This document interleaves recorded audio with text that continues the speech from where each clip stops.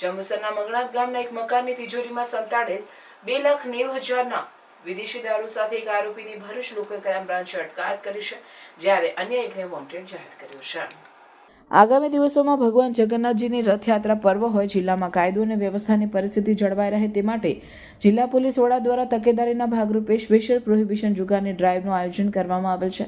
જે આધારે LCB police inspector MP વાળાના માર્ગદર્શન મુજબ લોકલ ક્રાઇમ બ્રાન્ચની અલગ અલગ ટીમો બનાવી સઘન પ્રયત્નો હાથ ધરવામાં આવેલ હતા. ગતરોજ પોલીસ સબ ઇન્સ્પેક્ટર DA તુવરની ટીમ જંબુસર ડિવિઝન વિસ્તારમાં ખાનગી વાહનમાં પેટ્રોલિંગમાં હતી. તે દરમિયાન બાતમી મળેલ કે મંગણાથ ગામે નવી નગરીમાં રહેતો શૈલેષ મકવાણા તેના રહેણાંક મકાનમાં વિદેશી દારૂનો જથ્થો સંતાડી રાખેલ છે. જે બાતમીના આધારે એલસીબી ટીમે મંગણાથ ગામે નવી નગરીમાં દોડી જઈ બાતમીવાળા પાક્કા મકાનની રેડ કરતા તિજોરીમાંથી 2,90,900ની કિંમતની કુલ 790 વિદેશી દારૂની નાની મોટી બોટલો તથા બિયરો મળી આવી હતી.